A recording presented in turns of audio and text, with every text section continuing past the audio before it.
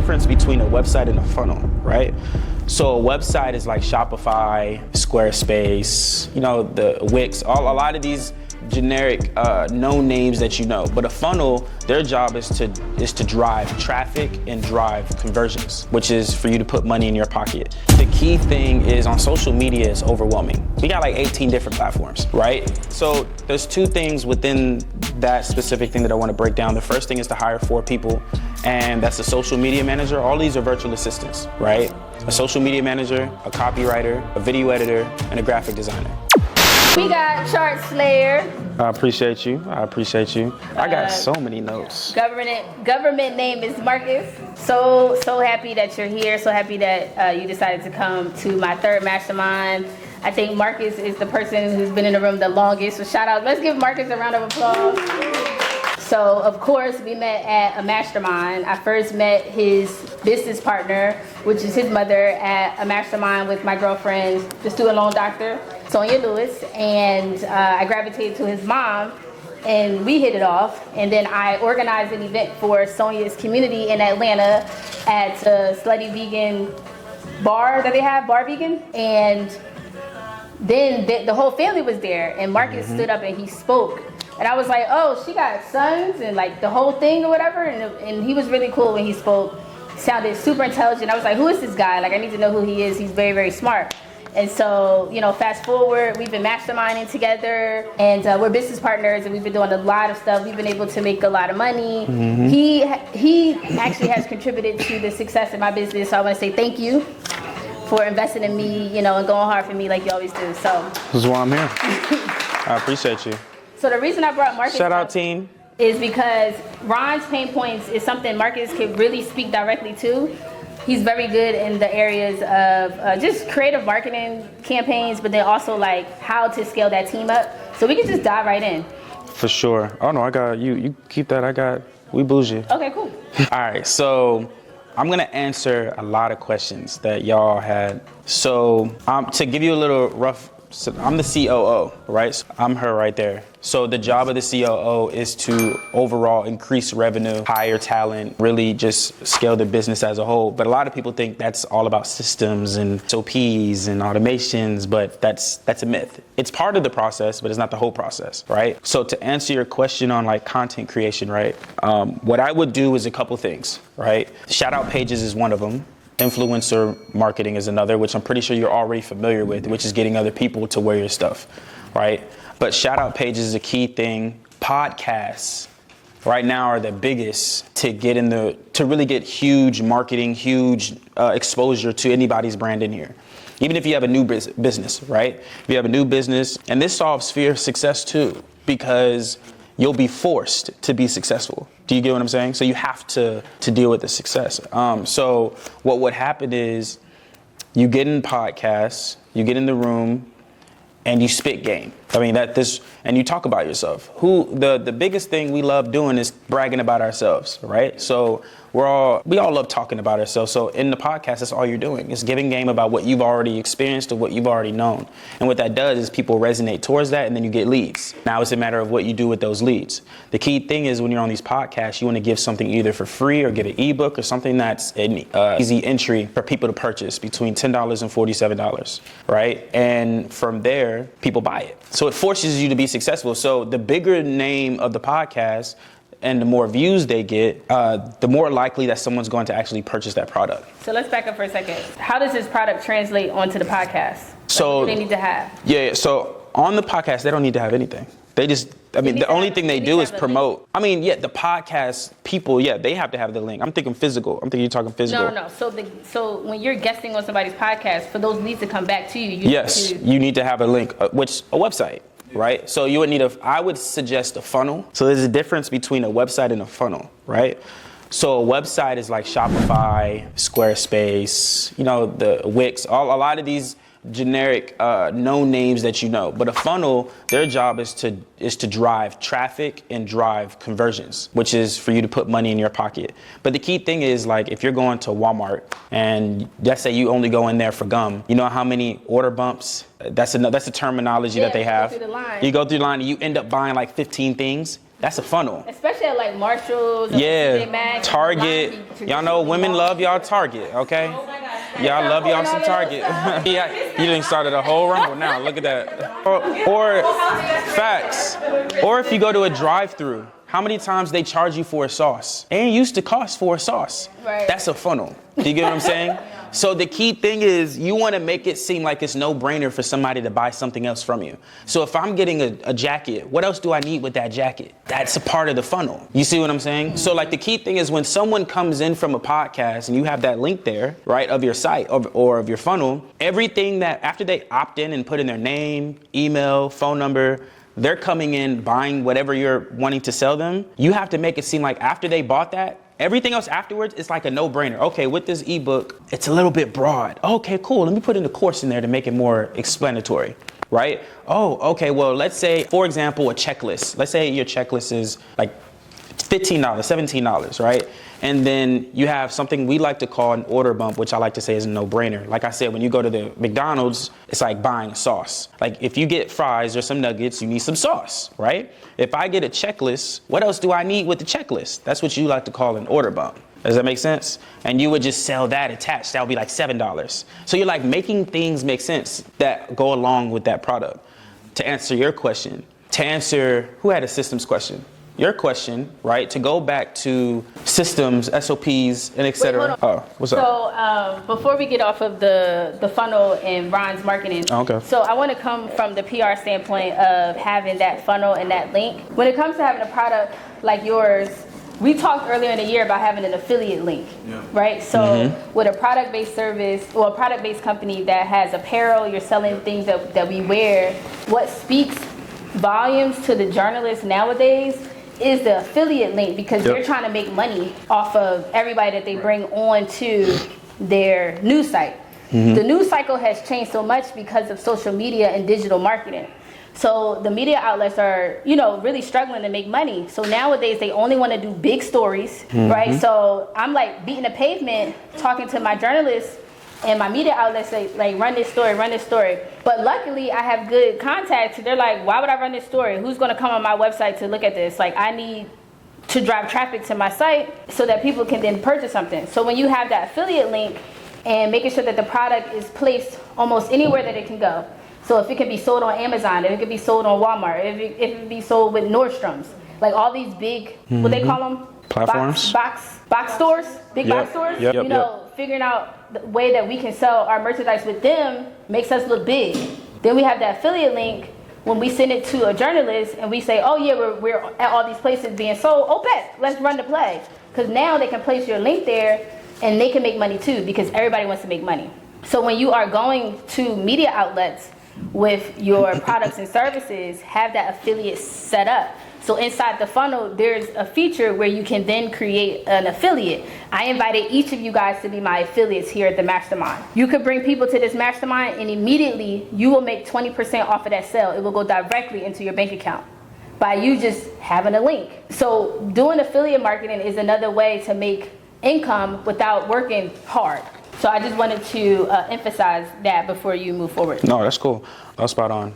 I said two things. So the first thing was what I mentioned just now. The second thing is what I love to do, that I'm trying to get her to do, is to hire 4 people. So the key thing is on social media, it's overwhelming. We got like 18 different platforms, right? Does everybody agree? Like, do you want to post on every platform? Not personally. Not personally, no. Do you see what I'm saying? So I want to be represented. Right. Exactly. And that's key. That's key, right? So there's 2 things within that specific thing that I want to break down. The first thing is to hire 4 people, and that's a social media manager. All these are virtual assistants, right? A social media manager, a copywriter, a video editor, and a graphic designer, right? And I'm gonna explain why those are important right now. And where are we hiring them from? You can hire them from anywhere. I hire from the Philippines. I have friends that hire from Ghana. I have somebody from Dubai. I mean, there's so many different ways you can hire. You can go on like onlinejobs.ph. Can you repeat that again? Oh, the four people we need? Yeah. So the video editor, the graphic designer, the copywriter, and the social media manager. Those are the 4 people you need. And this is to run your social media on autopilot for you to never be involved again. The only thing that you'll probably be involved in is maybe some pre-approving. Creator. Yeah, exactly. You will then become the content creator. So you're out doing videos, doing photos, and things like that, and you have to have the content to dump to the team, so they can take and edit and then disperse on your behalf. So you 100%. become a full-time content creator. Right. And that's not what you want to do. full-time, but you get what I'm saying. No, you full-time at this point. That's your role. Yeah. You're making videos. You're doing the long form. You're doing the short form. You're doing the photo shoots and all the things. And it's easier, and it's not as complicated, and it's simple. Yeah. And it actually becomes fun. What's going on? Yeah, I'm here to answer questions. Because this is what I find, like I've been doing everything myself, and I'm starting to build a team. It's just, I can't do it all myself. Yeah. And I'm also, I'm sure your name over there, but I'm like close to 50. So like, it's just getting harder and harder for me to keep up with this. Like the computer, I don't even want to touch my computer. She's a true boss. Like, listen, be creative and like, cute and like so they got the laptop. I can answer that question for you, right? Oh no, go ahead. Though I want to know that, but also like, so these overseas, because I've been hearing about you can hire them. They can do like manage your social media. Absolutely. Okay. Absolutely. So in your case, what you were just talking about is you would need a her or a me, right? Which is you have two different people. Most people in here are visionaries, but you also have integrators.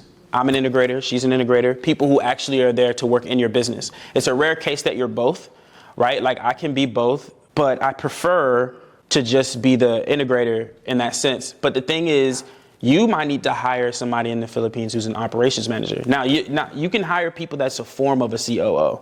It doesn't have to be a COO or somebody that operates like a COO.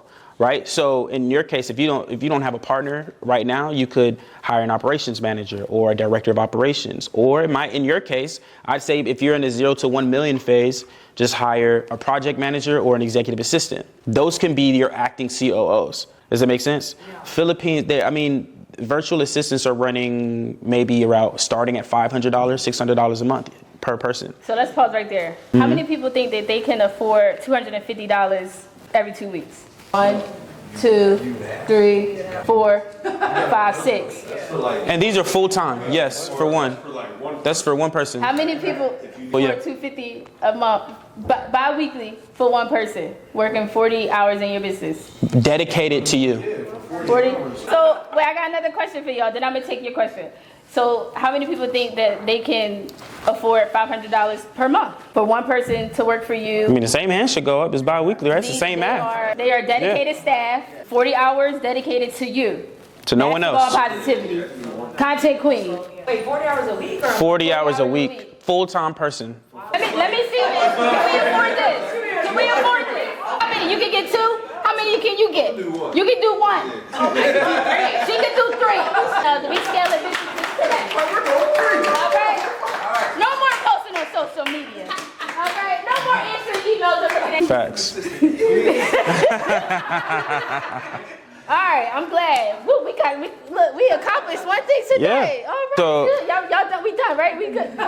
Your business is solved. All y'all businesses is solved. Now I'm gonna tell you how to hire them. Y'all mind me showing you how to hire them? Please. Okay. Because a lot of people don't know how to hire. Wait, is this your presentation? No. Okay, cool. No. It's not my presentation.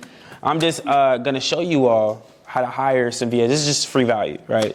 So I'm gonna show you the short way. I'm gonna show you my way, and then I'm gonna show you the shorter way for you to just be able to get it done today. Does that make sense? So my way is very extensive. One is because I'm not only doing it for me, I'm also doing it for clients, right? So like her team right there, all came from us, right? There's some, I believe we're getting Javon's team. I know we've had a consultation before, and there's some other people that was in the mastermind. Christina, yeah, she got some. There's some other people that got some. I can't remember. Erica got one. Yeah. So like, there's also do it for clients. So awesome professionals. Yeah, wonderful. All working with us and everyone in here, right? So my process is a lot more extensive. Right? So I want you to keep that in the back of your head. That's the disclaimer.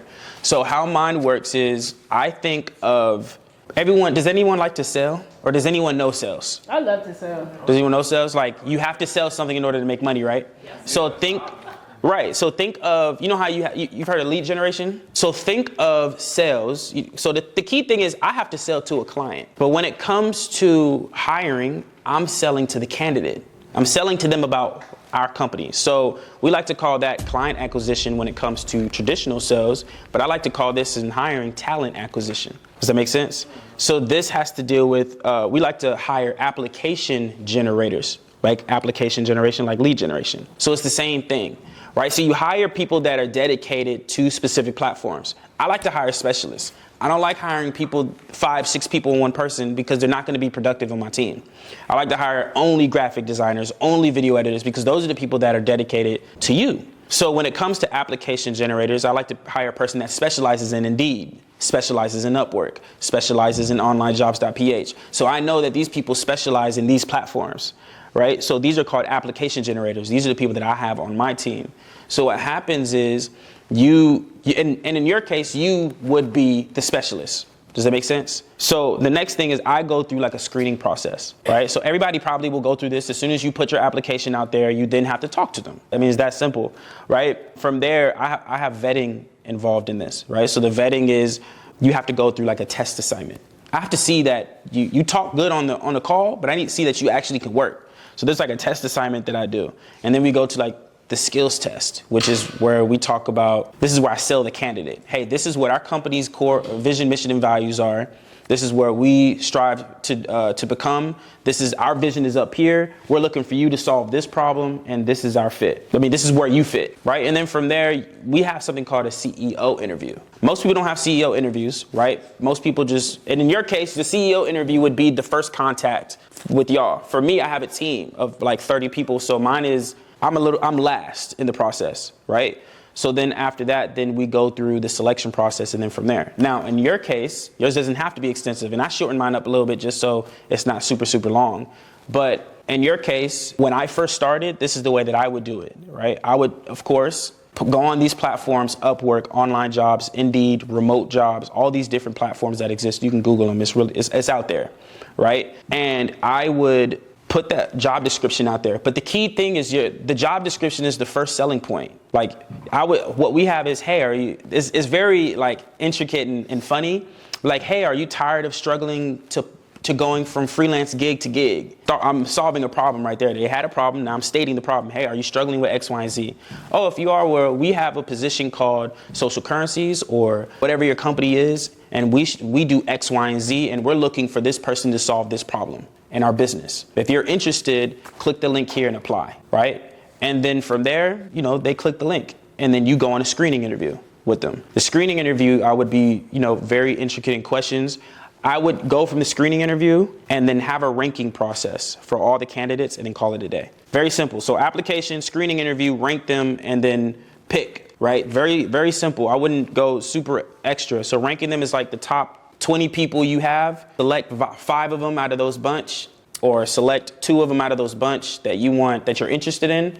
Maybe consult with another person to say, hey, this person is X, Y, and Z, like you do for me. You like, hey, what do you think about this person? What do you think about that person? And those are the people that you consult, and then you pick one that works for that fits your core values, your vision, mission, and values. And then you go from there, right? So it's very simple. The skill set too. I mean, yeah. The skill set is important. There's usually a trial period, but I like to call it a probationary period, though. Yeah, some sort of period like that. Yeah. So for me, when I am hiring, I'm very specific about the type of professional and profile I'm looking for. Mm-hmm. I know my personality. I like to work with people who have experience. So I'm not really in position right now to work with a lot of like new talent. I want them to come with some level of experience, and then I can add on top of that.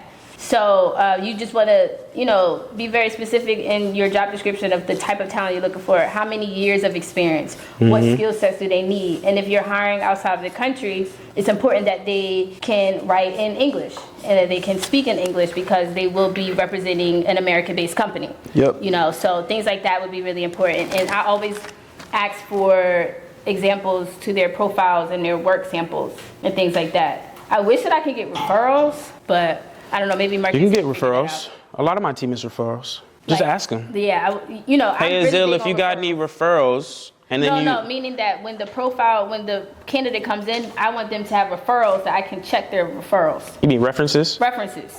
Okay, Sorry. cool. I was about to say referrals. Yeah, just ask them for referrals. Like, my whole team is referrals. But references, when we're hiring here in the States, we always have to provide a reference check or something like that. Yeah, I would definitely do that. That'd be a little difficult though, starting off. Yeah. Because I their said numbers I is wish that different. I could, you know. They can. So what I do is I hire my first candidate, and then I have them call the reference because they already have the code. They already have their numbers. Yeah. Like they're in the Philippines. They can call them easier than I can call them. So I would have them call. Plus it helps me delegate that task, right? So I don't have to always be involved. And so like same thing what you were saying about like the team course or whatever. Like we have team, like you were saying, there's like 3 different ways to, you talked about it, verbal, written, and recorded when it comes to explaining what needs to be done. Yeah. Right? So like the recorded part is like the delegation part. Like, and this is a hack. And I do the same thing. I literally, y'all, don't want to do nothing like you. Like if I could delegate texting, I would. Like I don't want to do anything. Yeah, my man be chilling. I'm like, over here, he be like. I don't want to do, she got mad. She was like, Marcus, you ain't never working. Yup, I'm never working.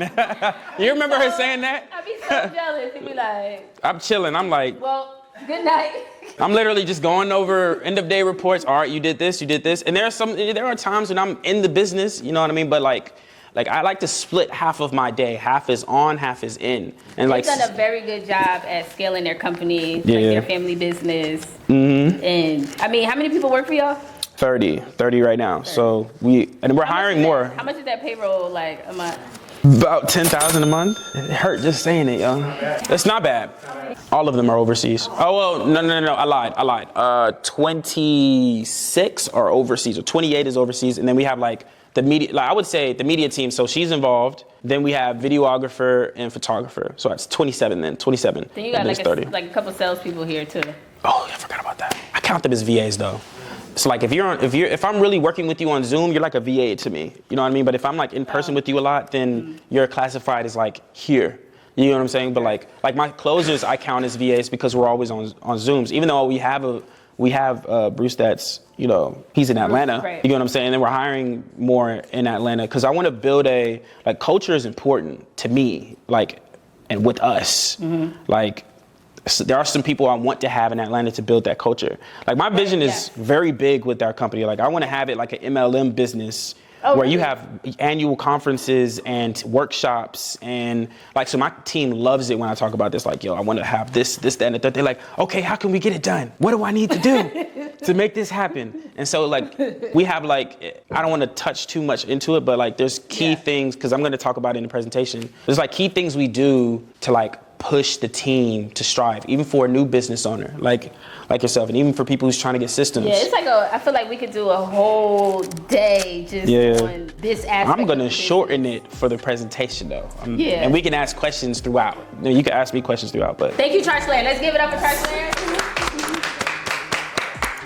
And he's on Instagram at Charslayer. Easy.